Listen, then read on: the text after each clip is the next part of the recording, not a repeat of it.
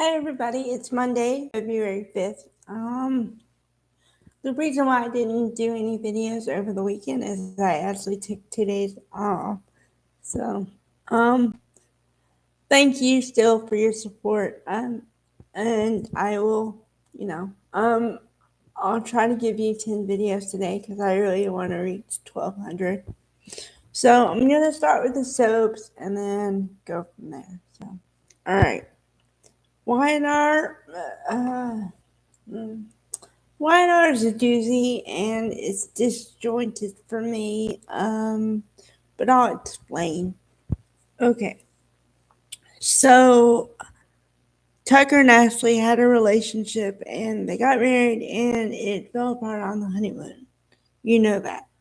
Okay, next step is Ashley decides to go to Paris to prove she's right, which I find troubling anyway because I feel like sometimes with these storylines, we're dealing with children instead of adults. These people are supposed to be adults. Why can't they just say, okay, well, apparently you don't want me anymore, so I'll move on? And people move on really fast, so it should be fine. However, Ashley is determined to prove she's right or whatever. So she goes on a private jet to Paris with her sister Tracy.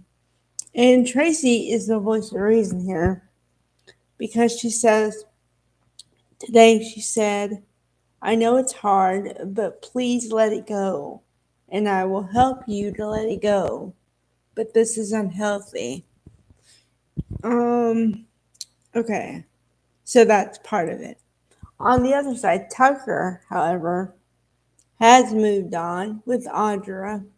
And to be honest, I could see this one kind of coming for a couple of months because the back and the forth and the banter and the fact that they already knew each other, history factor, and I told you a couple times over a couple weeks. I remember I said it looks like they just want to jump each other. I mean, and I said, I'm not really sure. Am I misreading this? And then they would pull away from it. So I'm like, okay, maybe, whatever. But no. So I guess I was vindicated, but it took a couple months. However, they've left many people in their wake. Kyle and Ashley and whoever else Tucker flirted with. And Audra looked like she was going to go after Nate next. So, yeah, I don't know. I don't know. I think they're either going to kind of nefariously help each other or destroy each other. Either one. And I'm not really sure which one yet because Tucker is acting more loving than he has in any other relationship he's had. So maybe he really is in love with her. I don't know. I'm sorry. I'm starting to think of everything in terms of language, meaning the words he uses and also body language. So if I tend to go on that route, I've just been watching a bunch of stuff and now I look at body language. So, but according to his body language, he seems to be more romantic. So maybe it's a good thing for him. However, okay, on the Nate front, uh, okay, now actually, Nate is trying to make amends with Devon, right? Okay, so, but to be clear, he has not made total amends yet. How do I know this? Devon said, I still don't trust you yet. However, Devon did care about him because he said, well, I would say steer clear of Audra because all she brings is drama. So, does he trust him in a business sense? No. But does he love him like family? Yes.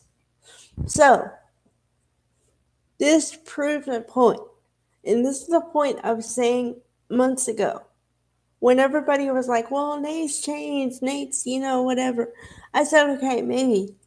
But you better keep your guard up because just because you're family doesn't mean you're family, okay? Family can use your emotion and use the information they have and put it against you. Okay? So you can love them like family and still have your guard up. You can love them like family and not talk to them. Not saying that you totally disown them, but you just keep your distance. It happens. So, okay. Let's see. There's another storyline that's happening. It hasn't fully formed yet, but I could see the seeds starting to be on the ground, and we're gonna have to see what comes out of it. But they're writing Connor's character. Connor, okay. For all the people who watch the video who have no idea who I'm talking about, Connor is Chelsea and Adam's son. Okay?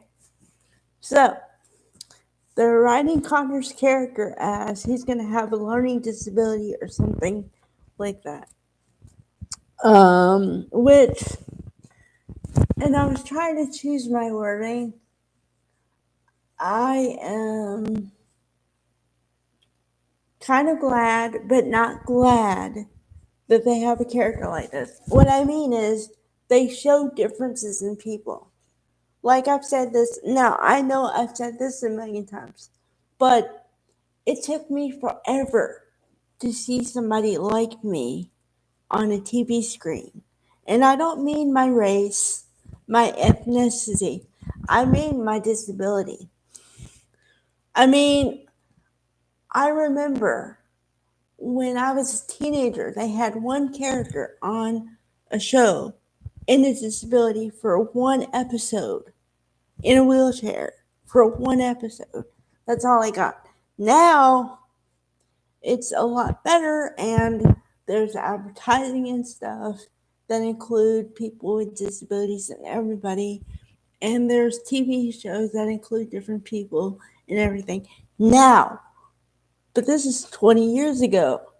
It was not like this 20 years ago.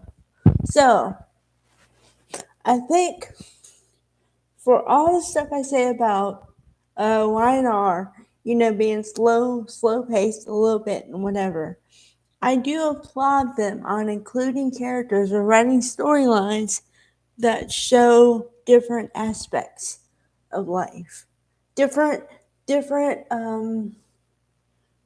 ways of being, So I applaud that. Thank you, Y&R. Thank you. All right.